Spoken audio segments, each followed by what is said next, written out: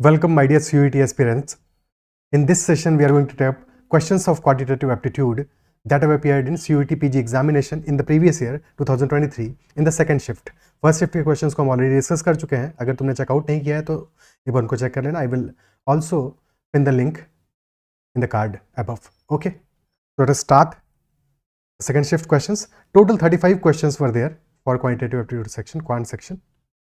There were total 35 questions. और DI से total 15 questions were there. तो DI के क्वेश्चंस को आई सेपरेटली डिस्कस्ड.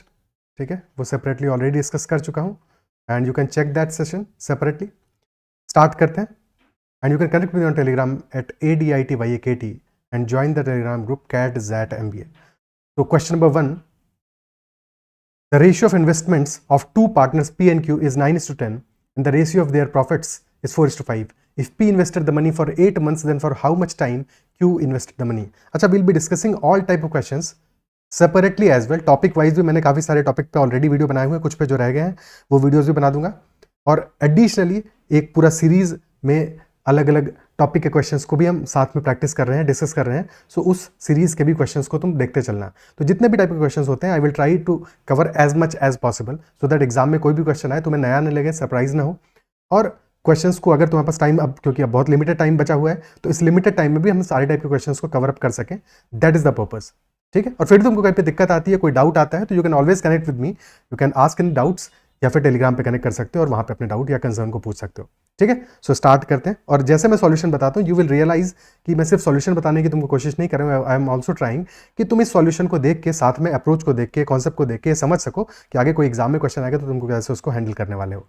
ठीक है, तो बिल्कुल भी दिमाग में डर नहीं रखना है. हर एक टाइप के क्वेश्चन को प्रॉपर्ली प्रैक्टिस करोगे तो अभी भी समय है, जाग जाओगे तो हो जाएगा बेड़ा पार. सो इन्वेस्टमेंट टू पार्टनर्स का प्योर क्यों है? रेशियो का इन्वेस्टमेंट का रेशियो कितना है? 9:10 का रेशियो है इन्वेस्टमेंट का. और टाइम पीरियड गिवन नहीं है क्वेश्चन में, उसका ही रेशियो निकालना है. ठीक है, ऐसा उसके ही आंसर निकालना है, हमें वैल्यू निकालना है. और हमें प्रॉफिट का रेशियो गिवन है, that is 4:5.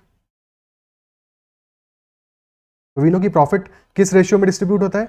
Investment into time के मल्टीप्लिकेशन के रेशियो में. तो टाइम हमें क्या गिवन है? P invested the money for 8 months, यानी कि P के लिए हमें टाइम का वैल्यू गिवन है, दैट इज 8 मंथ्स. और Q के लिए निकालना है, late us say that value is T.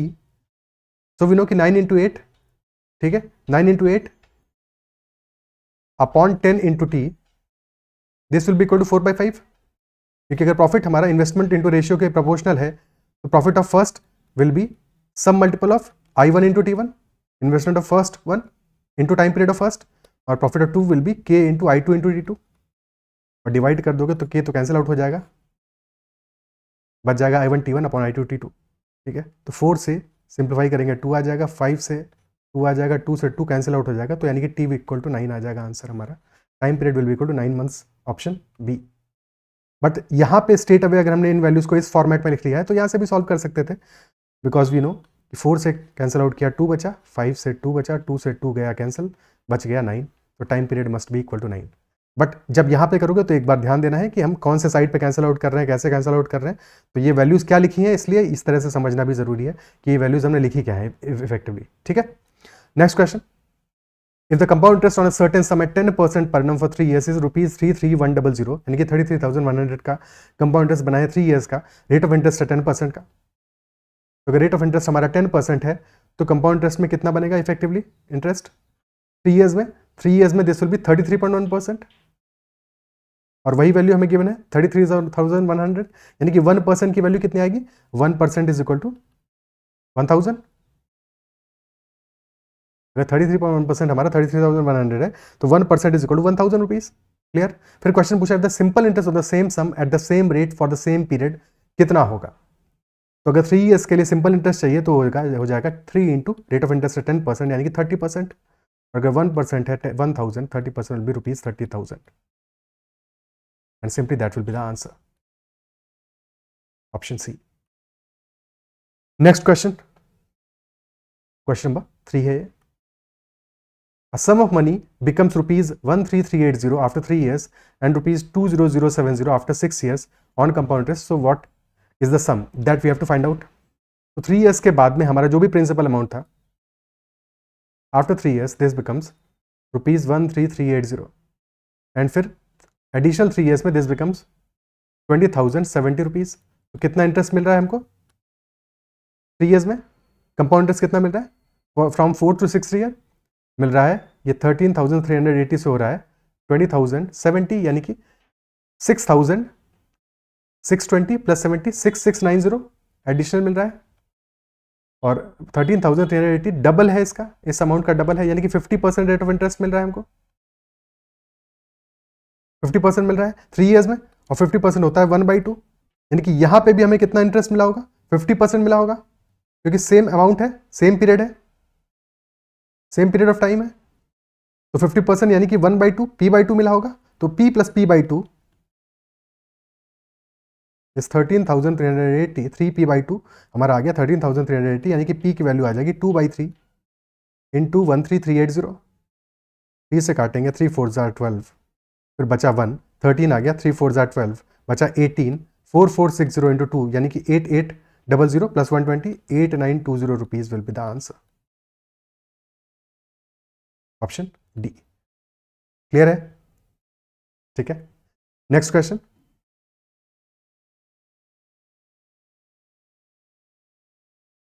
Question number 4, a vendor bought apples at 8 for rupees 12 and sold them 6 for rupees 10, so we have to find his gain or loss percentage।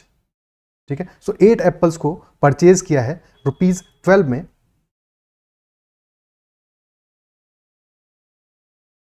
तो this is cost price, और 6 apples को cell किया है ₹10 में।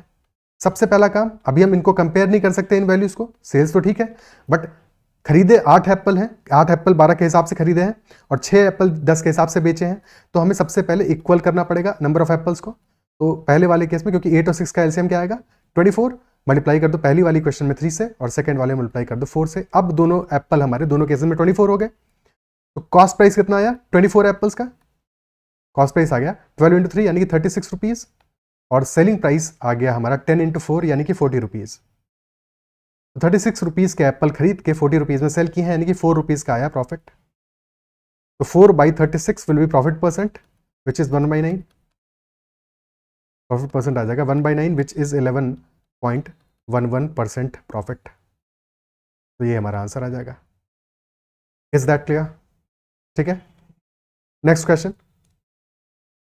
After getting 2 successive discounts, a trouser with a list price of ₹300 is available at ₹210 if the second discount is 12.5%। तो पहला वाला discount क्या होगा 12.5% इज 1/8। तो अगर 1/8 का डिस्काउंट हुआ है, यानी कि 8 पे 1 का डिस्काउंट मिला है, अगर 8 पे 1 का डिस्काउंट मिला है तो हमारा इफेक्टिव प्राइस हो जाएगा 7/8, जो भी मार्क प्राइस की वैल्यू होगी वो 7/8 हो जाएगा। ठीक है, तो लिस्ट प्राइस अगर हमारा 300 है तो 7/8 हो जाएगा। Isn't it so?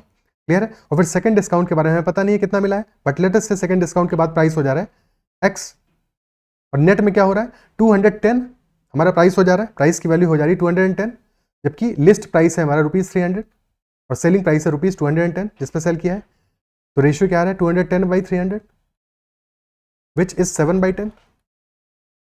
7 से 7 कैंसिल आउट हो गया, 2 से यहाँ बचा 4, यहाँ बचा 5, यानी कि x आ गया हमारा 4/5, और परसेंटेज टर्म्स में दिस विल बी 80%, यानी कि 80% अगर प्राइस हो गया तो डिस्काउंट कितना होगा 20% का होगा, है कि नहीं? 20% डिस्काउंट होगा। Option C is the answer.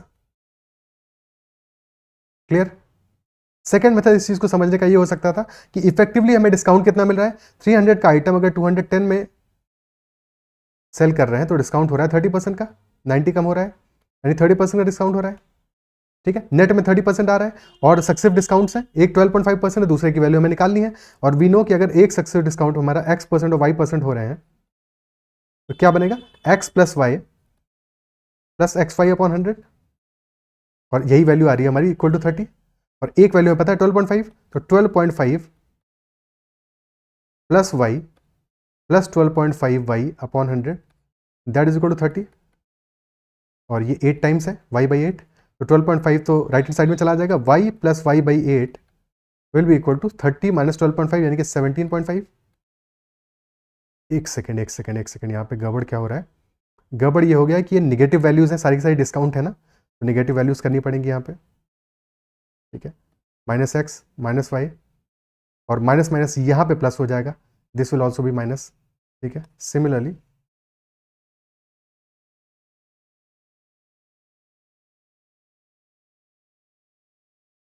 These values will also be in minus, ठीक है। सो y -y/8 हो जाएगा और ये माइनस राइट हैंड साइड पे जाके प्लस हो जाएगा, सो दिस विल बिकम -17.5। तो 7y, ये -y है और ये प्लस है, तो -7y/8 विल बी -17.5, माइनस से माइनस कैंसल आउट हो जाएगा, 7 से दिस विल बी 2.5 इंटू 8, यानी कि y हमारा आ जाएगा 20%। क्लियर, ठीक है। Next question, P scores 30% marks and failed by 30 marks, and Q scored 40% marks and obtained 40 marks more than those required to pass. तो passing percentage क्या होगा? What will be the passing percentage? So P has scored 30% and still failed by 30 marks. 30 marks कम आए हैं, so if this is the passing percentage, Q ने score किए 40% marks and still obtained 40 marks more than the passing percentage. तो effectively 10% का gap है बीच में, जहां पे कि 30 मार्क्स प्लस 40 मार्क्स, यानी कि 10% is equal to 70 marks. P और Q के बीच का गैप कितना है? 10% का, and that difference is of 70 marks. Question में पास परसेंटेज पूछा है, and if this is pass percentage value, यानी कि हमें 30 मार्क्स ज्यादा चाहिए 30% से, तो 30 मार्क्स की वैल्यू परसेंटेज टर्म्स में कितना होगा? That is what the question is asking, ठीक है। तो 10% अगर 70 मार्क्स है तो 1% कितना हो जाएगा? 7 मार्क्स, 70/10, तो 30 मार्क्स हमारे हो जाएंगे। दिस वैल्यू कितना आ जाएगा परसेंटेज में? दिस विल बी 30/7, यानी कि 4.2%। तो 30 + 4.2 यानी कि 34.2% will be the answer, option B. Clear, okay. Next question, Aman spends 50% of his income, if income increases by 20% then and expense increases by 10%, तो सेविंग्स कितने से इंक्रीज करेगा? That is what the question is asking. So अगर income increase कर रहा है 20% से, यानी कि 1/5 से इंक्रीज कर रहा है, तो अगर इनकम इनिशियली 100 है, ठीक है, और एक्सपेंस हमारा, क्योंकि 50% इनकम अमन स्पेंड कर रहा है, यानी कि 50 एक्सपेंस हो गया, और इनकम माइनस एक्सपेंडिचर होगा हमारा सेविंग्स। सेविंग्स इनिशियल केस में है 50, बट सेकेंड सिनेरियो में इनकम इंक्रीज कर गया फिर 20% से, यानी कि 120 हो जाएगा, और एक्सपेंस इंक्रीज किया 10% से, यानी 50 + 5 हो जाएगा, बिकॉज 5 विल बी 10% और 55 हो जाएगा, और 120 - 55 कितना होगा? That will B 65। तो सेविंग्स हमारा 50 से 65 हो गया, यानी कि 15 यूनिट्स का इंक्रीज आया है। परसेंटेज टर्म्स में कितना होगा? दिस विल बी 15/50, यानी 30%, ऑप्शन बी आंसर आ जाएगा, ठीक है। इंक्रीज तो 15 का हुआ है, बट 50 में हुआ है, so that is Y 30% will be the answer. Clear, next question, a pump can fill a tank with water in 2 hours, because of a leak it took 2 hours and 20 minutes to fill the tank। तो leak कितने time में water को tank से drain कर देगी? Pump 2 hours यानी कि 120 minute से फिल कर रहा था, और पंप और लीक मिलके कितने टाइम में फिलअप कर रहे हैं? क्योंकि लीक निगेटिव वर्क कर रहा है, दैट इज वाई टाइम लग रहा है ज्यादा, 140 मिनट्स का, 20 मिनट्स बढ़ गए, ठीक है। एलसीएम क्या आएगा 120 और 140 का? 120 is 20 into 6, 140 is 20 into 7, यानी 20 into 6 into 7, this will be the LCM. तो 120 मिनट्स, यानी कि अकेले पंप की एफिशिएंसी कितनी आएगी? Efficiency will be by time into efficiency is equal to work, तो एफिशिएंसी हमारी आ जाएगी वर्क अपॉन टाइम। तो दिस इज द वर्क का वैल्यू हम एज्यूम कर रहे हैं, एलसीएम दोनों का, ठीक है। सो एफिशिएंसी क्या आ जाएगी? दिस डिवाइडेड बाई 120, यानी कि 7 यूनिट्स पंप की अकेले, और पंप प्लस लीक की एफिशिएंसी आ जाएगी 6 यूनिट्स, यानी कि लीक की एफिशिएंसी कितनी है? -1। तो टाइम कितना लगेगा लीक को एम्प्टी करने में? निगेटिव वर्क करना है, तो यही वर्क करना है बट निगेटिव करना है, और एफिशिएंसी भी निगेटिव है, तो -20 into 6 into 7, sorry 6 into 7 not 60, divide by -1, यानी कि this is 840 minutes, divide by 60 करोगे आंसर आ जाएगा 14 hours, option A. Is that clear? ठीक है, क्या ये बात समझ में आती है? अब इसी क्वेश्चन को करने का एक और तरीका समझते हैं जो ज़्यादा बेटर अप्रोच है। अगर तुम्हें समझ में आ जाता है तो ध्यान से इस बात को समझना। देखो, जब पंप अकेले काम कर रहा है तो पंप को टाइम लग रहा है 2 आवर्स का। अगर लीक नहीं होता तो पंप 2 आवर्स में फिलअप कर देता, 120 मिनट से फिलअप कर देता, ठीक है। बट क्योंकि लीक है तो लीक तो लगातार शुरू से ही है, ऐसा तो है नहीं बीच में डेवलप हुआ। तो जब लीक है तो पंप को 20 मिनट्स एक्स्ट्रा लग रहे हैं, 20 मिनट्स एक्स्ट्रा लग रहे हैं, इजंट इट सो? अभी जो 20 मिनट्स एक्स्ट्रा लग रहे हैं पंप को, ये क्यों लग रहे हैं? Because leak is there. 20 minutes extra में पंप क्या फिल कर रहा है? पंप वही पानी फिल कर रहा है, वही वाटर फिल कर रहा है जो कि लीक एम्प्टी कर रहा है कितनी देर में? 140 मिनट्स में। यानी कि लीक 140 मिनट्स में जितना काम कर रहा है, पंप उतना काम 20 मिनट्स में कर दे रहा है। लीक 140 मिनट्स में जितना खाली कर रहा है, पंप उतना 20 मिनट्स में फिलअप कर दे रहा है। Is that clear? क्योंकि अगर ये बात समझ में आ जाती है कि पंप 20 मिनट्स में वो काम कर रहा है जो लीक 140 मिनट्स में कर रहा है, यानी कि पंप की एफिशिएंसी 7 टाइम्स है लीक की, ठीक है, 7 टाइम्स है।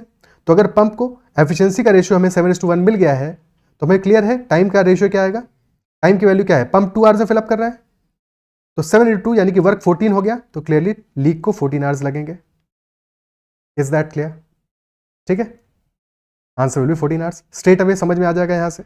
Next question, by walking at 3/4 of her usual speed, a lady reaches her office 30 minutes later than her usual time. So we have to find the usual time taken by her to reach her office. तो अगर 3/4 speed पे walk कर रही है, यानी कि speed का ratio क्या आ रहा है? भाई डिस्टेंस तो सेम ही ट्रैवल करना है, डिस्टेंस सेम ट्रैवल करना है। तो अगर डिस्टेंस हमारा सेम है तो स्पीड और टाइम इनवर्सली प्रोपोर्शनल होंगे। जो स्पीड का रेशियो आएगा टाइम का रेशियो ठीक इसका उल्टा आएगा। तो स्पीड अगर नॉर्मली 4 थी तो आज 3 है, क्योंकि 3/4 स्पीड है, तो स्पीड का रेशियो आ रहा है 4:3। तो टाइम का रेशियो ठीक उल्टा होगा, यानी कि 3:4 होगा। यानी कि अगर रोज 3 घंटे लगते होते तो आज 4 घंटे लगेंगे, या रोज 3 यूनिट्स टाइम लग रहा था तो आज 4 यूनिट्स टाइम लगेगा। और क्लियरली क्वेश्चन कह रहा है 30 मिनट्स ज्यादा लग रहे हैं, तो यानी कि 1 यूनिट टाइम की वैल्यू कितनी है? 30 मिनट। तो यूजुअल टाइम क्या होगा? यूजुअल टाइम इज 3 यूनिट्स, तो 3 × 30 कर दोगे, दैट विल बी 90 मिनट्स। खत्म सवाल। This will be the answer. Clear? Okay, next question, the average speed of a car is 1/3 of the speed of the bus. The bus covers 1125 kilometre in 15 hours. तो बस की अगर हमें speed मिल जाएगी, यहां से बस की स्पीड आ जाएगी 1125 डिवाइडेड बाई 15, ठीक है। और कार की स्पीड इसकी 1/3 होगी। हालांकि तुमको समझाने के लिए मैं बार बार लिख रहा हूं, पर तुमको ये ध्यान देना है एग्जाम में स्पीड तुम्हारा तब बढ़ेगा जब तुम ये सारी चीजें एक ही स्टेप में करोगे। बस की स्पीड लिखी 1125/15 एस, स्पीड ऑफ बी लिखने की जरूरत थोड़ी हो, तो तुम्हें क्लियर है। फिर डिवाइड बाई 3 कर दोगे, ये कार की स्पीड आ गई। क्वेश्चन क्या पूछ रहा है? How much distance will the car cover in 30 minutes. तो इसमें मल्टीप्लाई कर दोगे 1/2 से, क्योंकि हाफ आवर में कितनी डिस्टेंस ट्रैवल करनी है, यही तो क्वेश्चन पूछ रहा है। क्लियर? ठीक है। अब 15 से काटोगे कितनी बार जाएगा? 15 7 × 105 और 75, फिर 3 से 25, तो 25/2 12.5 kilometre will be the answer. Okay, clear? Next question, a 200-meter long train is running with a speed of 50 km/h. In what time will it pass a man who is running at 5 km/h in the direction opposite to that in which the train is going? तो train जिस direction में जा रही है, person उसके opposite जा रहा है, ठीक है। दिस इज ट्रेन, और एक पर्सन है जिसके ऑपोजिट जा रहा है, ठीक है। पटरी पे नहीं जा रहा है, कहीं और जा रहा है, बट दोनों एक दूसरे के ऑपोजिट डायरेक्शन में जा रहे हैं। क्लियर है? तो ट्रेन का स्पीड है 50, पर्सन का स्पीड है 5, और क्योंकि डायरेक्शन अपोजिट है तो स्पीड्स ऐड अप होंगी, यानी कि नेट में स्पीड क्या आ जाएगा? रिलेटिव स्पीड कितना आ जाएगा? Speed relative will be equal to 50 + 5 यानी 55 km/h। बट क्वेश्चन में हमें अल्टीमेटली डिस्टेंस, तो ट्रेन अपनी लेंथ ही तो क्रॉस करेगी, जब उस बंदे को क्रॉस करेगी, पर्सन को क्रॉस करेगी, अपनी लेंथ को ही तो क्रॉस करेगी। और लेंथ है मीटर्स में, तो इसको मीटर में कन्वर्ट करना पड़ेगा, मीटर पर सेकंड में, यानी 5/18 से मल्टीप्लाई करोगे तभी तो मीटर पर सेकंड में आएगा, ठीक है। और डिस्टेंस ट्रैवल करनी है ट्रेन को 200 मीटर्स, क्योंकि उतनी लेंथ है, तो time taken will be equal to 200 divided by 55 × 5 divided by 18। 5 से 40 गया, फिर 5 से 11 आया, और ऊपर आ गया 8। अब ये 18 भी ऊपर जाएगा, तो 18 × 8/11। क्लियर? तो क्लियरली ये 11 से कटता हुआ तो दिख नहीं रहा है, बिकॉज 11 प्राइम नंबर है, ऊपर हमारा 11 का मल्टीपल आ नहीं रहा, और 8 × 8 64, लास्ट में आ रहा है 4। Option C is the answer. खत्म खेला, ठीक है। Next question, P can do a piece of work in 10 days, B in 15 days, they work for 5 days, the rest of the work finished by R in 2 days. The rest of the work is finished by R in 2 days. If they get rupees 1500 for the whole work, तो daily wages of B और are क्या होंगे, B और are के daily wages का सम क्या होगा, यही क्वेश्चन पूछ रहा है. तो P 10 डेज में एक वर्क को फिनिश कर रहा है, B कर रहा है 15 डेज में. तो टोटल वर्क कितना मान सकते हैं, दोनों कैल्शियम मान लेंगे, 10 और 15 कैल्शियम आ गया 30. Efficiency of P will be 3, efficiency of B will be 2. और दोनों साथ में मिलकर काम करेंगे तो एफिशिएंसी क्या हो जाएगी, एडअप हो जाएगी. P प्लस B की एफिशिएंसी आ जाएगी 3 + 2 यानी कि 5 यूनिट्स.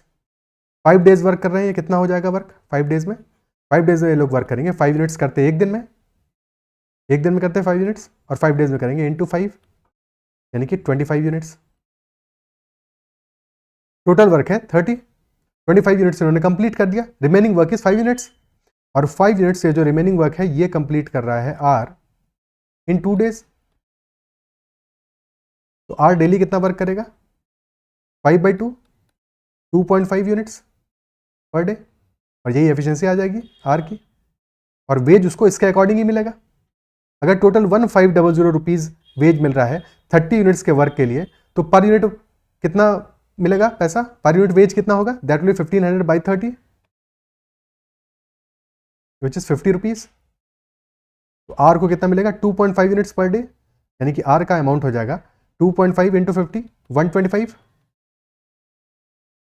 पर डे, क्योंकि डेली वेज पूछा है यहाँ पे, टोटल वेज नहीं पूछा है. और सिमिलरली बी का भी निकालना है, बी का कितना होगा, बी का है एफिशिएंसी 2 यूनिट्स, तो बी का डेली वेज हो जाएगा हमारा 2 इंटू 50, 100 रुपीज.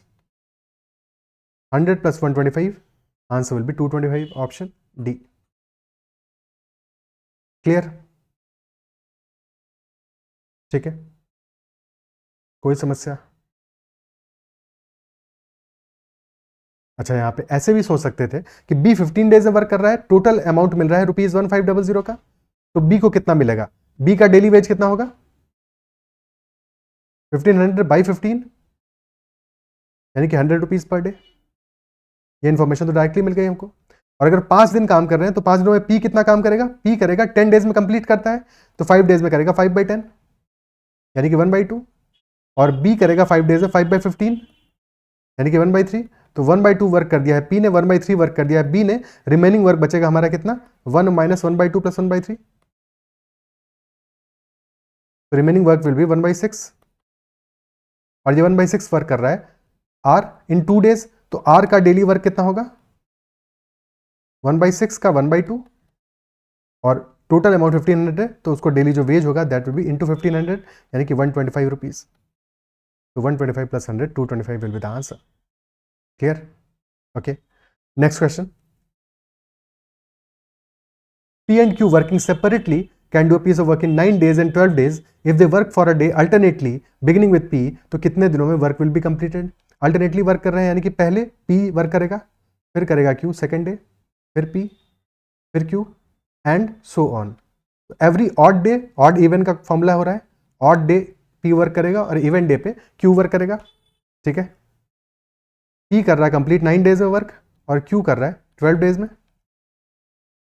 9 और 12 एलसीएम कितना आ जाएगा 36, यानी कि P की एफिशिएंसी आ गई 4 यूनिट और Q की एफिशिएंसी आ गई 3 यूनिट्स. तो 2 डेज में कितना वर्क कंप्लीट करेंगे P और Q मिलके, P करेगा पहले दिन 4, दूसरे दिन Q करेगा 3, 7 यूनिट्स वर्क करेंगे 2 डेज में. अब 36 यूनिट टोटल वर्क हमें कंप्लीट करना है. कितनी साइकिल्स लगेंगी 7 यूनिट्स इंटू 5 यानी कि 5 साइकिल्स में, 2 डेज की 5 साइकिल्स में 35 यूनिट्स वर्क हो जाएगा. और क्योंकि 5 साइकिल्स है, नंबर ऑफ डेज कितने होंगे 5 × 2 10 डेज. 10 डेज में 35 यूनिट्स वर्क हो गया. अब 11th डे ऑड डे है तो उस दिन तो P काम करेगा और यूनिट्स कितना बचा है work, only 1 unit work is remaining. तो टाइम कितना लगेगा P को, P की एफिशिएंसी 4 है, यूनिट वर्क 1 बचा है यानी 1/4 डे में वर्क विल बी कंप्लीटेड. तो 10 + 1/4 will be the answer, option C. Is that clear? ठीक है, नेक्स्ट क्वेश्चन करते हैं. क्वेश्चन नंबर 11 नहीं, जो भी नंबर होगा इसका क्वेश्चन का. A and B can do a piece of work in 10 days. B and C together can do it in 15 days. If A is twice as good a workman as C, then we have to find out in what time B alone can do the work. A और B मिलके कर रहे हैं 10 days में, B और सी मिलकर कर रहे हैं 15 डेज में, 10 और 15 का एलसीएम आ जाएगा 30, तो ए और बी की एफिशिएंसी आ गई 3 और बी और सी की एफिशिएंसी आ गई 2। वी ऑल्सो नो कि A is twice as good a workman as C, यानी कि ए की एफिशिएंसी सी की डबल होनी चाहिए। और यहां पे एफिशिएंसी में डिफरेंस कितना आ रहा है, जब ए और बी काम कर रहे हैं तो 3 यूनिट काम कर ले रहे हैं, जब बी और सी काम कर रहे हैं तो 2 यूनिट काम कर रहे हैं।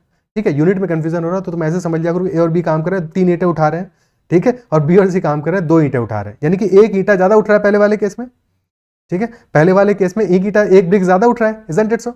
दूसरे वाले केस से तो यानी कि, और ए डबल काम कर रहा है सी से, यानी कि ए एक ईंटा ज्यादा उठा रहा है, वही तो एक्स्ट्रा काम है, वही तो एक्स्ट्रा काम है, यानी कि सी एक ईंटा उठा रहा होगा और ए 2 ईंटें उठा रहा होगा। और अगर ए 2 ईंटें उठा रहा है तो बचे कितने ईंटें, बी एक ईंटा उठा रहा होगा, तभी टोटल 3 हुआ। ठीक है, तो कितने टाइम में बी अकेला काम करेगा, भाई 30 ईंटें उठाने हैं, उठाना बी को एक है, तो आंसर आ जाएगा 30/1, यानी कि 30 डेज में काम हो पाएगा। रोज एक ईंटा उठाएगा, 30 डेज में काम निपट हो जाएगा। ठीक है, clear. Next, average of 10 numbers is 8 if each number is multiplied by 15, तो एवरेज का क्या हाल होगा। 10 नंबर्स का एवरेज 8 आ रहा है, अब जब सारे के सारे नंबर्स में तुम 15 से मल्टीप्लाई कर दोगे तो एवरेज भी हमारा 15 से मल्टीप्लाई हो जाएगा। क्या सोचना है इसमें, 8 × 15 120, बड़ा ही आसान सवाल। The average weight of 10 men is increased by 1.5 kilograms when one of them who weighs 70 kg is replaced by a new man, तो नए पर्सन का वेट क्या होगा। तो 10 men का अगर एवरेज वेट हमारा 1.5 से बढ़ रहा है तो सम कितने से चेंज होगा, सम कितने से चेंज होगा, सम चेंज होगा 10 × +1.5 से, यानी कि 15 kg से सम हमारा इंक्रीज हो रहा है। और अगर सम 15 kg से इंक्रीज हो रहा है, रिप्लेसमेंट हो रहा है, यहाँ पे 70 kg के मैन को हमने उठा के अलग रखा और उसकी जगह एक दूसरे पर्सन को लाया जिसका वेट 15 kg ज्यादा है, तो क्या आंसर होगा, उसका वेट कितना होगा, 70 + 15 होगा, 85 kg होगा। Option A, B, C and D are 4 consecutive even numbers respectively and their average is 61, 4 consecutive even numbers है। ठीक है, तो एवरेज क्या आएगा, बिच्चों बीच आएगा एकदम। अगर ए बी सी डी हमारे नंबर है, ठीक है, ए बी सी डी तो है ही है वैसे, capital A, capital B, capital C, capital D, तो एवरेज हमारा बिल्कुल बीच में आएगा। और एवरेज की वैल्यू अगर 61 दी है तो बी कितना हो जाएगा, एक कम होगा 60 होगा, ए होगा 58, सी होगा 62, डी होगा 64। क्वेश्चन क्या पूछ रहा है, product of A and D क्या होगा, यानी कि 58 × 64। अब देखो, जब भी हमें ऐसा कोई कैलकुलेशन करना हो, दो तीन चीजें देख लेते हैं, तुम्हारी कैलकुलेशन बिल्कुल आसान हो जाएगी, बहुत इजीली कैलकुलेशन कर लोगे, फंसोगे नहीं इसमें। ठीक है, देखो एक चीज तो ये होती है, फॉर एग्जांपल हमें 50 का स्क्वायर दिया है, 50 का स्क्वायर तो निकाल लोगे 2500, भाई 5 का स्क्वायर करके 2 0 बढ़ा दो। 55 का स्क्वायर निकालना है, क्या करोगे, 55 के स्क्वायर के लिए करोगे कि 5 को उसके नेक्स्ट नंबर से, सबसे पहले तो लिख दो 5 का स्क्वायर यूनिट डिजिट में, वो तो 25 आ जाएगा, और फिर इस 5 को उसके नेक्स्ट नंबर यानी कि 6 से मल्टीप्लाई कर दो, 5 × 6 आ जाएगा 30, यही 55 का स्क्वायर हो जाएगा। ठीक है, हमें 50 का स्क्वायर पता है, 55 का स्क्वायर पता है, बीच के स्क्वायर निकालने के लिए क्या करेंगे, अब अगर हमें 50 के स्क्वायर से जाना है 51 के स्क्वायर में, तो हम इसको लिख सकते हैं 50 का स्क्वायर +50 + 51। क्लियर है, तो ये वैल्यू आ जाएगी हमारी 2500 + 101, यानी कि 2601। अब यही 51 के स्क्वायर से 52 के स्क्वायर में जाना हो तब भी हम यही करेंगे, 52 का स्क्वायर हो जाएगा 51 का स्क्वायर +51 + 52। क्लियर है, ओके, या फिर डायरेक्टली भी निकाल लोगे, बट 51 के लिए तो ये चीज ईजी है। दूसरी चीज हमें जो पता होनी चाहिए कि अगर हम a + b × a - b कर रहे हैं कभी भी, तो हमें पता है ये तो फॉर्मूला हम बचपन से सीखते आ रहे हैं, दिस इज a² - b², पर यूज नहीं करते ना, सीख तो रहे हो पर यूज नहीं कर रहे हो, उस चीज को इस्तेमाल करोगे तो बेहतर है। तो यहाँ पे 58 है, 64 है, 61 से एक वैल्यू 3 कम है, एक वैल्यू 3 ज्यादा है कि नहीं, तो क्या हम इसको लिख सकते हैं, दिस इज 61 - 3, दिस इज 61 + 3, तो ये वैल्यू आ जाएगी हमारी 61 का स्क्वायर - 3 का स्क्वायर। 60 का स्क्वायर होता है 3600 + 60 + 61 करोगे। ठीक है, तुम्हारे लिए लिख देता हूं, बट ये चीज तुमको मैनुअली करनी है, दिमाग में करनी है, मैनुअली बोल रहा हूं, दिमाग में करना है, मेंटली करना है। ठीक है, तभी फास्ट होगा कैलकुलेशन। तो क्लियरली ये वैल्यू कितना आ रहा है, 363721 -9, तो 3712 will be the answer, option C. Clear है, समझ गए। और इससे तुम्हें एक इस बात का भी अंडरस्टैंडिंग डेवलप होगा कि हमारा 61 का स्क्वायर जो है वो 3700 समथिंग होगा, तो उसमें से उस समथिंग में से 9 सब्ट्रैक्ट कर रहे हो तो क्या आंसर आएगा, 3712 ही आएगा।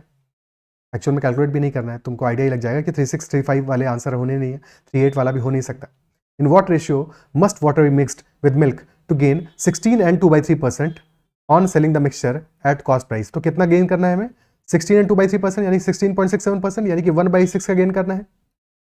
तो अगर 6 रुपए तुम्हारा कॉस्ट है तो तुम्हें 1 रुपये का प्रॉफिट चाहिए, यही तो चाहिए। और अगर कॉस्ट प्राइस पे ही सेल कर रहे हो तो प्रॉफिट होगा कब? जितना पानी मिलाओगे उतना प्रॉफिट है। ठीक है, प्रॉफिट तो पानी की तरह बहेगा, जितना पानी बहेगा उतना प्रॉफिट होगा। तो बस तुमको इतना फोकस करना है, जितना प्रॉफिट चाहिए उतना पानी मिला दो। तो 6 रुपए तो तुम्हारा कॉस्ट है, जितना कॉस्ट चाहिए उतना मिल्क होगा, क्योंकि मिल्क ही तो कॉस्ट करेगा। और जितना प्रॉफिट चाहिए उतना वाटर होगा। Profit is equal to water, water is equal to profit. भाई इसीलिए तो पानी मिलाता है दूधिया। तो 6:1 का रेशियो होगा। लेकिन किसका रेशियो होगा 6:1 का? जब 6 मिल्क है 1 वाटर है। क्वेश्चन में उल्टा पूछा है, वाटर और मिल्क का रेशियो पूछा है, तो आंसर हमारा हो जाएगा 1:6, ऑप्शन डी। अगर दोनों ऑप्शन दिए होते तो कंफ्यूज होकर गलत भी कर सकते हो, इसलिए हमेशा क्वेश्चन की लैंग्वेज को ध्यान से पढ़ना कि पहले रेशियो में क्या वैल्यू आ रही है, बाद में क्या वैल्यू आ रही है। क्लियर? क्योंकि ये बड़ा ही मासूम तरीके से किसी एग्जामिनर ने ऑप्शंस रखे हैं, अदरवाइज 6:1 उसको जरूर रखना चाहिए था कंफ्यूज करने के लिए। बहुत सारे लोग उसी में गलत कर देते हो। 4 unbiased coins are tossed, what is the probability of getting at most 3 heads? 4 coins को टॉस करा रहे हो, कितने केसेस बनेंगे? भाई हर कॉइन पे 2 वैल्यूज पॉसिबल है, या तो हेड आएगा या टेल आएगा। ठीक है, 2 to the power 4 केसेस बनेंगे, 16 केसेस बनेंगे। काम के केस कितने हैं कि एटमोस्ट 3 हेड आए तो 1 हेड भी चलेगा। ठीक है, 1 हेड आए 3 टेल आए बिल्कुल चलेगा। 0 हेड आए 4 टेल आए, अरे ये भी चलेगा। 2 हेड 2 टेल चलेगा भाई, चलेगा। और 3 हेड और 1 टेल ये भी चलेगा। सिर्फ क्या नहीं चलेगा? जब 4 हेड आ जाएंगे, सिर्फ ये नहीं चलेगा। तो क्योंकि नहीं चलने वाले केसेस कम है तो बस हम वो वाले केस निकाल लेते हैं। 4 हेड कितने तरीकों से आ सकते हैं? सिर्फ एक ही केस बनेगा, जब सब पे हेड आए, सारे पे हेड आए। यानी कि 16 में से 15 केसेस हमारे काम के हैं, टोटल 16 केसेस हैं, answer will be 15/16, option B.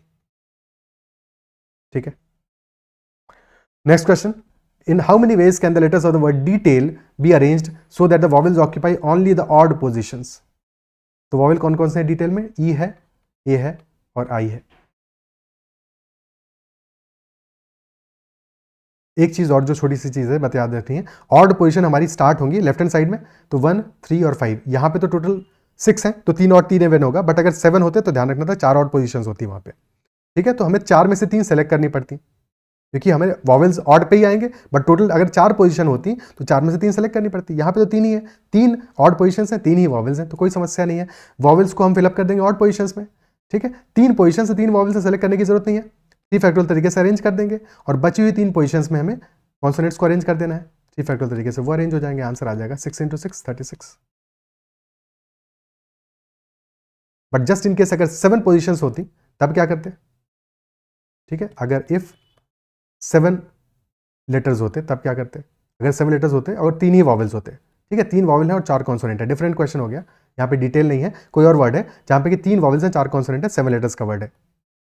उस केस में हमको पता है कि 1, 3, 5 और 7 4 हमारी ऑड पोजीशंस है, उनमें से 3 पे वॉवेल आएंगे, तो 4 में से पहले 3 पोजीशन को सेलेक्ट करेंगे 4C3 से।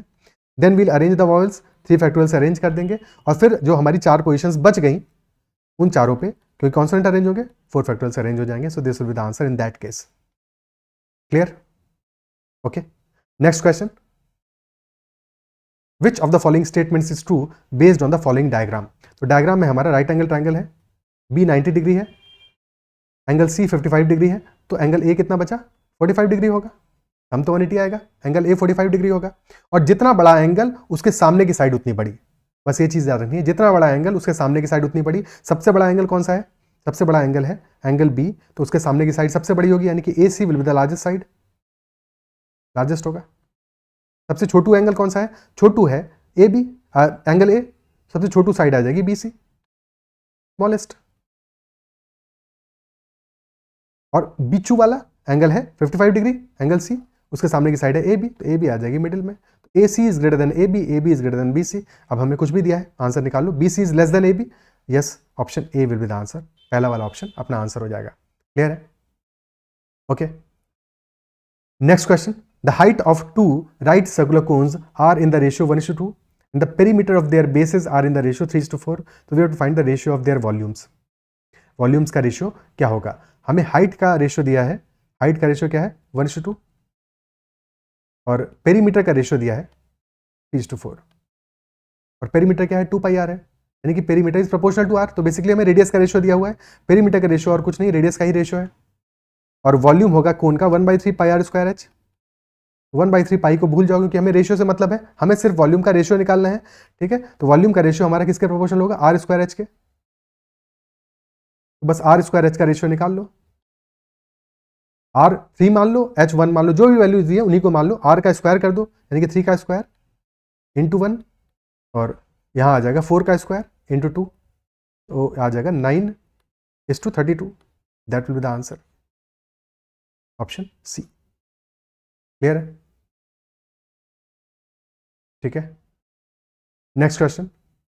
The surface area of two spheres are in the ratio 4:25, तो रेशियो ऑफ वॉल्यूम्स क्या होगा, surface area proportional to R square होता है फॉर अ स्फेयर, और volume proportional to R cube होता है। तो रेडियस का स्क्वायर का रेशियो अगर 4:25 है, तो क्या रेडियस हमारा 2:5 नहीं होगा? बिल्कुल होगा, स्क्वायर रूट करना है बस, और कुछ थोड़ी करना है, स्क्वायर रूट कर देना है, आ जाएगा रेडियस का रेशियो, और रेडियस का क्यूब हो जाएगा 2 क्यूब 5 क्यूब, यानी कि 8:125, option D. If a square plus b square plus 1 upon a square plus 1 upon b square is equal to 4, then the value of a square plus b square। बहुत सारे questions जो इस type के आते हैं exam में, ध्यान देना कि कई बार उन पे सीधे सीधे वैल्यूज हमें दिख रहा होता है कि कौन सी वैल्यू पे वो सेटिस्फाई कर रहा है। तो हमेशा ऐसे केसेस 1 2 3 इस टाइप की जो सिंपल वैल्यूज हैं, या 0 -1 इस टाइप की वैल्यूज को हमेशा पुट करके देख सकते हो, और प्रैक्टिस से वो समझ में आ जाएगा कि क्या वैल्यू यहाँ पे फिल करके हमें आंसर मिलने वाला है। बस लॉजिक नहीं भूलना है, दिमाग को खुला रखना है, क्योंकि यहाँ पे स्क्वायर है, स्क्वायर है तो एक चीज ध्यान देना है कि अगर हम a = 1 पुट करेंगे तो भी a स्क्वायर बनाएगा, और अगर a = -1 पुट करेंगे तो भी a स्क्वायर बनाएगा। तो ये चीज़ थोड़ा सा ध्यान रखना है दिमाग में, ठीक है, स्क्वायर के केस में कि अगर प्लस वैल्यू सेटिस्फाई करा तो माइनस वाला भी सेटिस्फाई करेगा फिर। ठीक है, क्वेश्चन में a square plus b square पूछ रहा है, अगर तुमने इतना देख लिया तो यहाँ पे ये समझ में आएगा कि बेसिकली ये क्या बन रहा है, ये एक्सप्रेशन है हमारा a square plus 1/a square plus b square plus 1/b square, and that is equal to 4। And we know कि a square plus 1/a square basically क्या है, x प्लस 1/x है, जहां पे कि x पॉजिटिव है, भाई a स्क्वायर है तो पॉजिटिव होगा, तो अगर x हमारा पॉजिटिव है तो x प्लस 1/x हमेशा ग्रेटर देन इक्वल टू 2 होगा, हमेशा। अगर x इज ग्रेटर देन 0 तो x प्लस 1/x हमेशा ग्रेटर देन इक्वल टू 2 होगा, और इक्वल टू 2 कब होगा, इक्वल टू 2 तब होगा जब x इक्वल टू 1 है। ठीक है, और अगर x हमारा निगेटिव है, लेस देन 0 है, क्योंकि इक्वल टू 0 तो डिफाइंड ही नहीं होगा, 1/0 थोड़ी डिफाइंड होगा, अगर x लेस देन 0 है तो x प्लस 1/x फिर उस केस में हमारा लेस देन इक्वल टू -2 होगा, और इक्वल टू -2 कब होगा, जबकि x इक्वल टू -1 है। तो ये दो बातें बिल्कुल दिमाग में याद रखनी है, छपवा लेनी है, ठीक है, दिमाग में बिल्कुल याद रखना है। क्लियर है? तो जैसे ही तुमने इसको देखा तो तुम्हें समझ में आ रहा है कि ये value greater than equal to 2 है, ये भी ग्रेटर देन इक्वल टू 2 है, और दोनों का सम अगर 4 आ रहा है यानी कि दोनों की दोनों 2 होनी चाहिए, यानी कि a भी इक्वल टू 1 होगा और b भी इक्वल टू 1 होगा। क्या ये बात क्लियर है? a भी 1 होगा, b भी 1 होगा, और हमसे a square plus b square पूछा है, यानी 1 square plus 1 square, answer will B 2 only. Clear? ठीक है, आंसर अपना 2 आ जाएगा। अदरवाइज इस बात को और कैसे सोच सकते थे, बट उतना एग्जाम में नहीं करना है, एग्जाम में यही तरीका बेस्ट है। अदरवाइज हम ऐसे भी सोच सकते थे कि a square plus 1/a square है, -2 कर दो, और सिमिलरली राइट हैंड साइड में भी -2 करोगे, क्योंकि -2 अगर लेफ्ट हैंड साइड में ऐड किया तो राइट हैंड साइड में भी ऐड करोगे, यही काम करोगे b स्क्वायर के साथ में, उसमें भी 2 घटाओगे और राइट हैंड साइड में भी 2 घटा दोगे, तो जैसे 4 -2 किया ये तो 0 हो गया, और लेफ्ट हैंड साइड में आ गया a -1/a का whole square plus b -1/a का होल स्क्वायर 1/b का होल स्क्वायर, और दैट इज इक्वल टू 0। ठीक है, और अगर a -1/a का whole square plus b -1/a का b का होल स्क्वायर, अगर ये 0 आ रहा है तो क्लियर सी बात है कि ये भी 0 होगा और ये भी 0 होगा, और अगर ये 0 है यानी कि a is equal to 1/a, that implies कि a इज इक्वल टू +-1 होगा, या तो +1 होगा या फिर -1 होगा, दोनों सेटिस्फाई करेंगे, और यही कहानी b के लिए बनेगी, b भी हमारा या तो +1 होगा या -1 होगा। अब चाहे +1 हो या -1 हो, स्क्वायर तो 1 ही आने वाला है, तो आंसर अपना 2 आ जाएगा। Clear? Next, a plus B plus C is equal to 6, a square plus B square plus C square is equal to 14, and a cube plus b cube plus c cube is equal to 36। तो value of a b c क्या होगा? इस question में भी straight away values put करके देखो, क्योंकि हमारा वैल्यू सारी की सारी इंटीजर में आ रही है, तो तुम्हें सीधे सीधे दिख जाना चाहिए कि क्या वैल्यू सेटिस्फाई करेगी। अगर हम यहाँ पे 1 2 3 पुट करके देखें, ठीक है, क्योंकि 6 आ रहा है, फिर स्क्वायर में 14 आ रहा है, 14 का कॉम्बिनेशन हमें चाहिए, स्क्वायर से क्या बनेगा 9 + 4 + 1, और कोई कॉम्बिनेशन पॉसिबल ही नहीं है, यानी कि हमारा a b c 3 2 1 होने चाहिए। ठीक है, और अगर a b c 3 2 1 है, स्क्वायर्स में आ रहा है 9 4 1, क्यूब में एक बार वेरीफाई कर लो, तो 3 का क्यूब हो गया 27, 2 का क्यूब हो गया 8, 1 का क्यूब हो गया 1, यानी कि 36. तो यस, दिस इज वेरीफाइंग, यानी कि ए बी सी आ जाएगा 3 इंटू 2 इंटू 1. तो that will be equal to 6. Option A will be the answer. ठीक है, क्लियर? ओके, कुछ भी और करने की जरूरत नहीं है, कुछ भी और करने की जरूरत नहीं है. और अगर यहाँ पे कुछ भी और हम करेंगे तो क्या करते, तब फिर हमें थोड़ा चीज़ों को कॉम्प्लेक्स बनाना पड़ता है, जो कि हम करेंगे नहीं, बट समझ में आना चाहिए. A plus B plus C का होल स्क्वायर क्या होगा, that will be A square plus B square plus C square plus 2 times A B plus B C plus C है. तो यहाँ से A B plus B C plus C A की value हमें मिल जाएगी, और A plus B plus C का whole cube that is equal to A cube plus B cube plus C cube plus 3 times A plus B plus C plus A. तब हम इन दोनों equations को यूज करते हैं. बट उतना सब करके सिर्फ और सिर्फ टाइम वेस्ट करेंगे. अगर एग्जाम में ऐसा करेंगे तो एग्जाम में हमेशा ध्यान रखना है कि जब भी ऐसे क्वेश्चंस आएंगे तो हमेशा कुछ ना कुछ वैल्यू पुट करके वो क्वेश्चन बन रहा होगा. अगर नहीं बन रहा हो, अटक रहा हो, तो स्किप मारना, लास्ट में आके देखना उस क्वेश्चन को. ठीक है, बट इस तरीके से मत करना, क्योंकि इसमें टाइम तुम्हारा लगने वाला है, फंसने वाला है, और हो सकता है फिर भी सॉल्व ना हो, फिर भी हो सकता है कहीं पे जाके अटक जाओ. तो इक्वेशंस को एक्सपेंड करके खेला हो जाएगा भाई. ठीक है, अगला क्वेश्चन करते हैं. Below question contains 2 equations 1 and 2. You have to solve both the equation and determine the relationship between them and choose the correct option. पहला इक्वेशन है 2x square plus 3x minus 35, यानी कि एक रूट हमारा positive आएगा, एक negative आएगा. क्यों? क्योंकि हमारा जो प्रोडक्ट है वो निगेटिव है. सेकंड वाले में प्रोडक्ट निगेटिव आ रहा है, यानी कि एक रूट पॉजिटिव एक रूट निगेटिव. बट डायरेक्टली इससे हमें कुछ भी आइडिया नहीं लगने वाला. ठीक है, डायरेक्टली तो कुछ भी पता नहीं चलने वाला, रूट्स हमें निकालने पड़ेंगे. तो पहले वाले में रूट्स क्या आएंगे, 2x square plus 3x minus 35 में 2 इंटू 35 इज 70. तो 3 को 2 पार्ट से ब्रेक करो, 70 आ जाए. 10 और 7 डिफरेंस 3 का आ रहा है. तो 2x square plus 10x minus 7x minus 35, और ये वैल्यू आ जाएगा 2x into X plus 5 minus 7, यानी 2x minus 7 into X plus 5 is equal to 0. यहां से दो रूट आ गए, x इक्वल टू माइनस 5 और 7/2. ठीक है, लिखना इसलिए जरूरी है क्योंकि नहीं लिखोगे तो तुम गलती से -5 और 7 भी ले सकते हो. ठीक है, कि तुमने ध्यान नहीं दिया.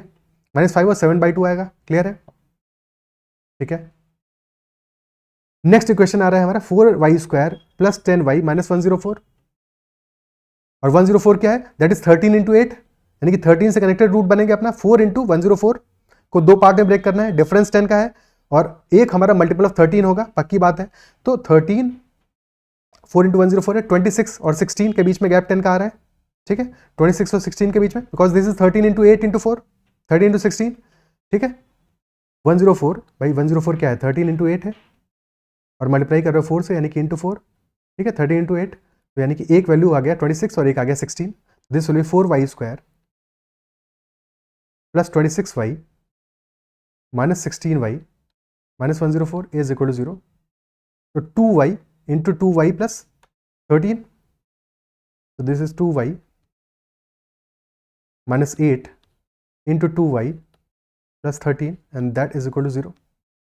तो ये वैल्यू आ गया हमारा effectively y is equal to 4 common minus 13/2. अच्छा, यहाँ पे 2 हमारा कॉमन लेके रिमूव भी कर सकते थे, क्योंकि 2 स्ट्रेट अवे पूरे सारे नंबर्स में फैक्टर आ रहा है. ठीक है, तो x से वैल्यूज आ गई हमारी -5 and 7/2, y से वैल्यूज आ गई 4 and माइनस 13/2. x की वैल्यूज हमारी क्या आ रही है, अगर नंबर लाइन पे ड्रॉ करो तो, अगर तुम इतने में समझ पा रहे हो तो बहुत अच्छी बात है, बट सबको समझाने के लिए मैं एक बार नंबर लाइन पे वैल्यूज को ड्रॉ कर देता हूँ. x की वैल्यूज क्या आ रही है, प्लस में वैल्यू आ रही है 7/2, late us say this is 0. तो प्लस में एक वैल्यू आ रही है 7/2 और एक वैल्यू आ रही है -5, दिस इज x2. और y की एक वैल्यू आ रही है प्लस में 4, 7/2 से बड़ी वैल्यू आ रही है. ठीक है, तो y1 इज इक्वल टू 4, और एक वैल्यू आ रही है -13/2 विच इज लेस देन -5, -6.5 है. So this is y2. तो क्लियरली x और y में कोई रिलेशन स्टैब्लिश नहीं हो रहा है. ना तो सारी x की वैल्यूज y से बड़ी हैं, ना सारी x की वैल्यूज y से छोटी हैं. ठीक है, कुछ एक x की वैल्यू ऐसी है, ठीक है ना, x की वैल्यूज हमारी क्या है, y की वैल्यूज के बीच में आ रही है. एक y की वैल्यू x की दोनों वैल्यू से बड़ी है, एक y की वैल्यू दोनों x की वैल्यू से छोटी है. डेफिनेटली ऑप्शन डी आंसर आएगा. x is equal to y और no relationship between x and y can be established. ठीक है, तो बेसिकली इस वजह से हमारा आंसर ऑप्शन 4 आएगा. x इक्वल टू y नहीं है, बट रिलेशनशिप कोई भी एस्टैब्लिश हम नहीं कर सकते डायरेक्टली. ना तो x की सारी वैल्यूज बड़ी हैं y से, ना ही सारी छोटी हैं, ना ही कोई और रिलेशनशिप है. क्लियर है? ठीक है, next question. A square is inscribed in circle of diameter 2a, और एक और स्क्वायर को सर्कमस्क्राइब किया है सर्कल को. ठीक है, तो एक स्क्वायर सर्कल के अंदर है, एक सर्कल के बाहर है, और difference between areas of both question हमसे पूछ रहा है। अगर हमने स्क्वायर को सर्कल को ड्रॉ करते हैं पहले, अगर हमने सर्कल ड्रॉ किया, अब इसके अंदर एक स्क्वायर इंस्क्राइब कर रहा है इसको, तो जो स्क्वायर इसको इंस्क्राइब कर रहा होगा उसका diagonal will be the diameter of the circle, है कि नहीं? और डायमीटर की वैल्यू दी है 2a, सो डायमीटर अगर 2a आ रहा है तो साइड क्या होगा स्क्वायर का? स्क्वायर का साइड क्या होगा? पाइथागोरस लगा के देख सकते हो, √2 आएगा, √2a आएगा। This will be the side of the square. Clear? ठीक है। और अब जो इसको सर्कमस्क्राइब करने वाला स्क्वायर होगा, ठीक है, बनाओ तुम कैसे भी डायग्राम, मैं बस तुम्हें समझाने के लिए इसको ऐसे बना रहा हूँ क्योंकि ऑलरेडी हमने 2a बना दिया है।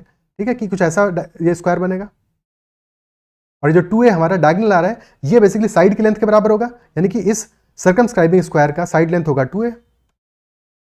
तो बड़े वाले स्क्वायर का साइड लेंथ है 2a, छोटे वाले का है √2a। ये तो साइड का रेशियो आ गया। रेशियो हमसे पूछा है स्क्वायर का, एरियाज का, स्क्वायर का, एरियाज का पूछा है। ठीक है, तो एरिया क्या होगा? स्क्वायर का एरिया होता है साइड का स्क्वायर, यानी कि 2a का whole square is to √2a का whole square. This will be 4a square, this will be 2a square. Double है, यहाँ पे डिफरेंस पूछा है, एक्चुअली डिफरेंस पूछा है, रेशियो नहीं पूछा है। तो 2a स्क्वायर का डिफरेंस आ रहा है, option A, option 2 will be the answer, 2a square. Is that clear? ठीक है, क्लियर है।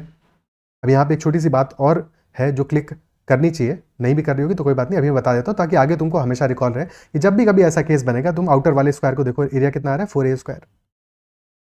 और क्योंकि 2a डायमीटर है तो रेडियस कितना है? रेडियस है a, तो सर्कल का एरिया कितना आ रहा है? पाई a स्क्वायर।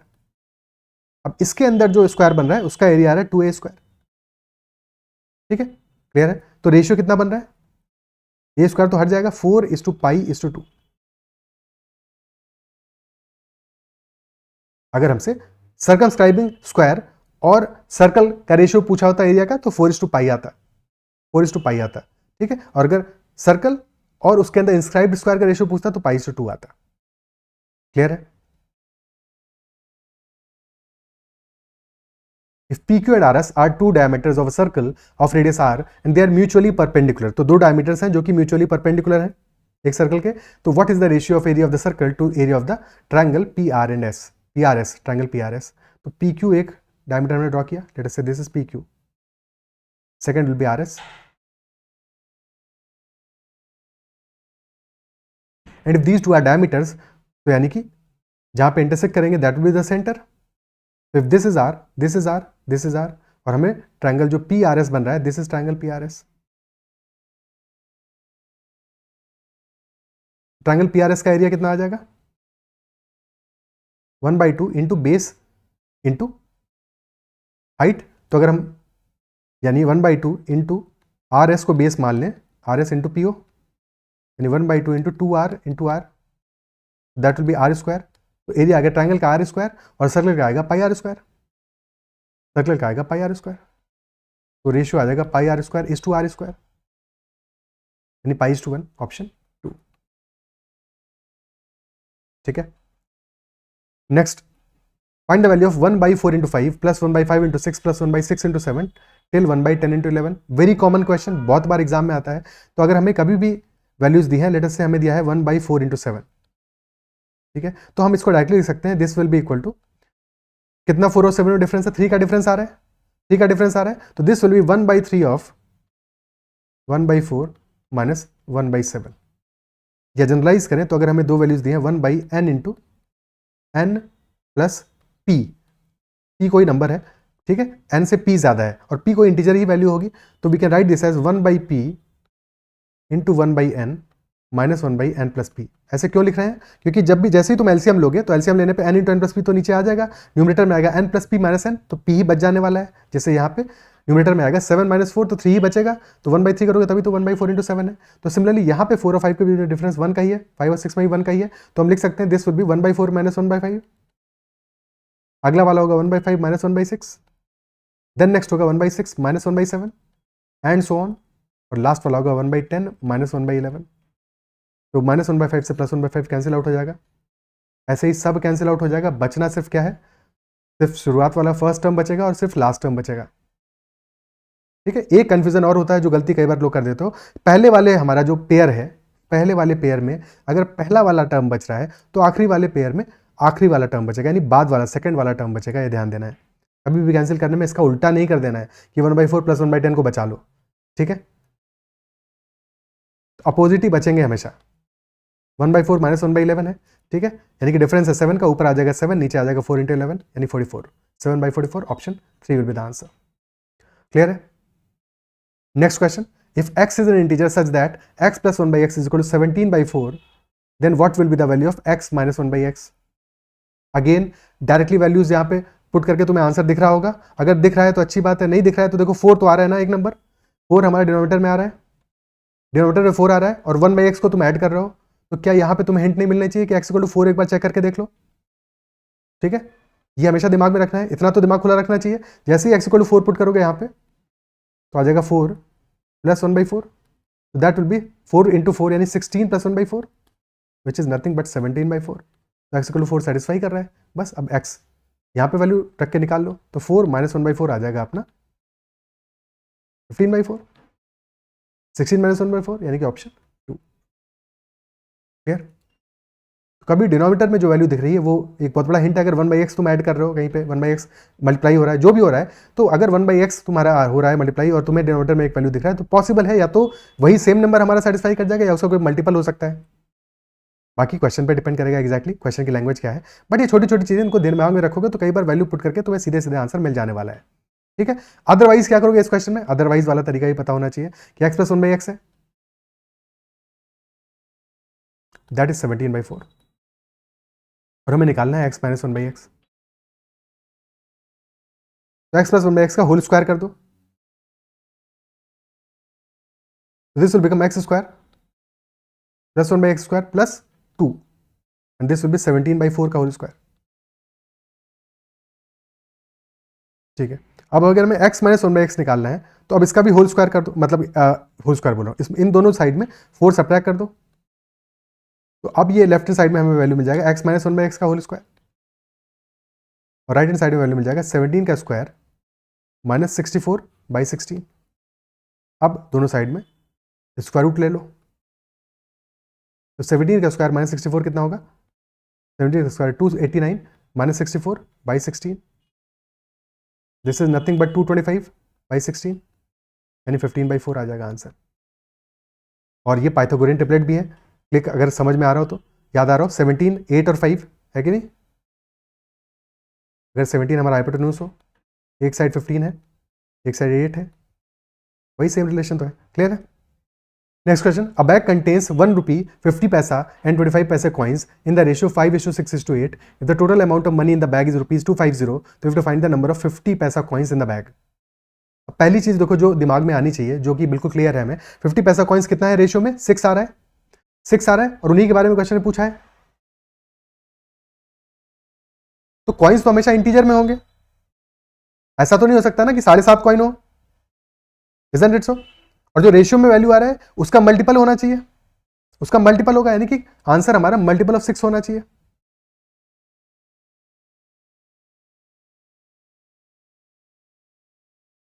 और मल्टीपल ऑफ 6 न बी है न सी है, तो आंसर ए या फिर डी होगा, ठीक है। तो ये एक चीज होगा जो दिमाग में रिकॉल करने के लिए, ये क्वेश्चन तो बहुत आसान है बट किसी मुश्किल सवाल में ये चीजें काम आती हैं, ठीक है। इस क्वेश्चन में हमें क्या करना है, 1 rupee 50 पैसा और 25 पैसा, कॉइन्स का रेशियो गिवन है हमें 5, 6, 8। तो अगर 5 1 rupee को कॉइन लोगे तो वैल्यू कितना होगा उनका, वैल्यू होगा 5 rupee। 50 पैसे के 6 कॉइन लोगे तो वैल्यू होगा 3 rupee। 25 पैसे के 8 कॉइन्स दोगे वैल्यू लेगा होगा 2 rupee, तो यानी 5 + 3 + 2 यानी कि 10 rupee वैल्यू होगा अगर हमने 5, 6 और 8 ही कॉइन लिए होते तो। लेकिन एक्चुअल वैल्यू कितना आ रहा है हमारा, एक्चुअल आ रहा है 250 रुपीज, यानी कि 25 टाइम्स आ रहा है, तो हमारे नंबर ऑफ कॉइन्स भी 25 टाइम्स होंगे, यानी 6 × 25 आंसर होगा, दैट विल बी 150 कॉइन्स 50 पैसा के लिए। Clear. Next, a sum of money is divided among P, Q, R and S in the ratio 3, 4, 9, 10 respectively. If the share of R is rupees 2580 more than the share of Q, then what is the total amount of Q and S together? तो P, Q, R और S का 3, 4, 9, 10 का ratio आ रहा है, ठीक है। और share of R is rupees 2580 more than share of Q। R और Q के बीच डिफरेंस कितना है, 5 यूनिट है, और 5 यूनिट की वैल्यू हमें गिवन है कितना 2580 रुपीज़, यानी कि 1 यूनिट कितना हो जाएगा डिवाइडेड बाई 5 516 रुपीज़।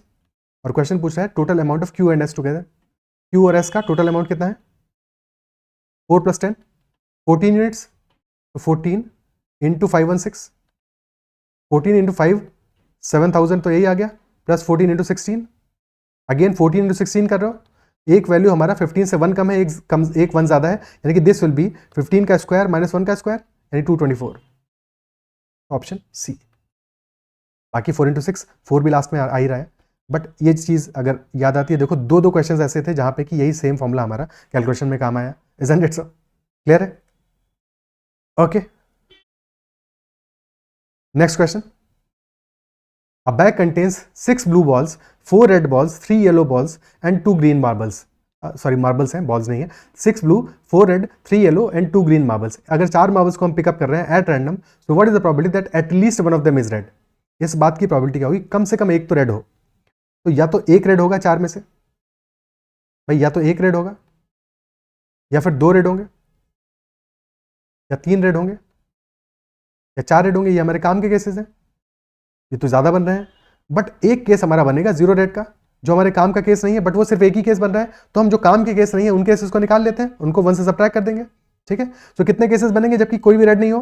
जब सारे के सारे सेलेक्ट करो तुम रेड के अलावा बाकी सबसे, बाकी कितने बचे भाई? 6 है ब्लू, 4 है रेड, 3 है येलो, 2 है ग्रीन। तो रेड के अलावा कितने बचे? 6 + 3 + 2 यानी 11 में से 4 सेलेक्ट करो, 11C4। ठीक है, 11C4, और इसमें कोई भी रेड नहीं होगा। और टोटल केसेस कितने हैं? टोटल 15 है, टोटल हमारा आएगा 15C4, 11C4 अपॉन 15C4। ये हमारी प्रोबेबिलिटी आएगी जबकि कोई भी रेड नहीं होगा, और 1 में से इसको सब्ट्रैक्ट कर दोगे तो हमें वो मिल जाएंगे जबकि कम से कम एक रेड होगा। क्या ये बात क्लियर है? पहले अपना कैलकुलेशन कर लेते हैं। 11C4 कितना आएगा? This will B 11 × 10 × 9 × 8 this divided by 4 factorial, और डिनोमिनेटर में आएगा 15 × 14 × 13 × 12 and this divided by 4 factorial. 4 factorial से 4 फैक्टोरियल तो कैंसिल आउट हो जाएगा। ओके, इसके बाद में क्या क्या और कैंसिल हो रहा है?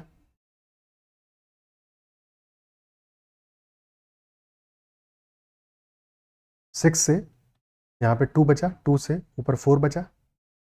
ठीक है, सो दिस इज 11 × 4, अभी एक और कैंसिल होगा, यहाँ पे 7 बचेगा और ऊपर 2 बचेगा, यानी कि ये वैल्यू आ गया 22/91, 22/91। ठीक है, और 1 में सब्ट्रैक्ट करेंगे तो आंसर आ जाएगा 1 - 22/91, यानी कि 69/91, ऑप्शन सी। क्या ये बात क्लियर है? ठीक है, अब जब भी देखो ऐसा कैलकुलेशन कभी भी कर रहे हो एग्जाम में, तो एक और चीज़ है जो हमेशा दिमाग में ध्यान रखो। जैसे हम अगर न्यूमरेटर में देखें, न्यूमरेटर में हमारे वैल्यूज आ रही है जो मल्टीप्लाई कर रहे हैं 11, 10, 9, 8, ये वैल्यूज मल्टीप्लाई हो रही हैं, और डिनोमिनेटर वैल्यू आ रहा है 15, 14, 13, 12। तो हमेशा 13 को तुम किसी नंबर से काट नहीं पाओगे, 13 का मल्टीपल ऊपर आ नहीं रहा है, तो नीचे डिनोमिनेटर में 13 तो बचने वाला है। सिमिलरली ये जो 14 है 7 का मल्टीपल है, 7 भी न्यूमरेटर में आ नहीं रहा है, न्यूमरेटर में 7 का कोई मल्टीपल नहीं है, तो डिनोमिनेटर में 7 भी बचने वाला है। और सिमिलरली न्यूमरेटर में हमारा आ रहा है 11, और ये 11 भी बचने वाला है। तो ये तो क्लियर है कि न्यूमरेटर में 11 आएगा और डिनोमिनेटर में 7 और 13 आएगा। इसके अलावा क्या आएगा ये हमको नहीं पता। ठीक है, बट अगर तुम ये कैलकुलेशन ना भी करो या कैलकुलेशन बहुत टिपिकल हो तो भी तुमको ये बात पता होनी चाहिए। और अगर ये बात क्लियर है तो हमें देखो ऑप्शंस में तो यहाँ पे सब में 91 आ रहा है, यानी कि 7 to 13 ही आ रहा है।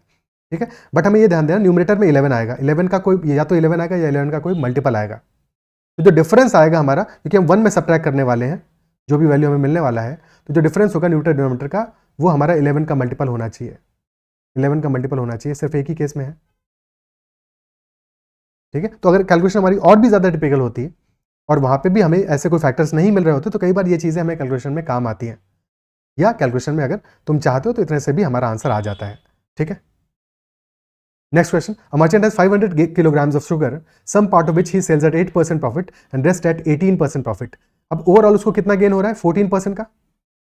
तो क्वांटिटी सोल्ड एट 18% प्रॉफिट कितना होगा? एलिगेशन लगा देते हैं। ओवरऑल कितना है? एक क्वांटिटी वो सेल कर रहा है 18% प्रॉफिट पे, और एक पार्ट सेल कर रहा है 8% प्रॉफिट पे। नेट में हो रहा है 14% का प्रॉफिट। 14 - 8 is 6, 18 - 14 is 4, तो 6:4 का रेशियो होगा या 3:2 का रेशियो होगा। सिंप्लीफाई कर लिया। क्वेश्चन में क्या पूछा है? क्वांटिटी सोल्ड एट 18% प्रॉफिट कितना है? तो 3 1:2 का है रेशियो, टोटल 500 kg है, 5 unit is equal to 500 kg, यानी 1 unit is equal to 100 kg, तो 300 kg आ जाएगा आंसर अपना, option B. Next question, in how many ways a committee of 5 members be selected from 7 men and 5 ladies consisting of 3 men and 2 ladies? तो total 7 men है, 5 ladies है, और हमें committee select करनी है 5 की, such that committee contains 3 men and 2 ladies।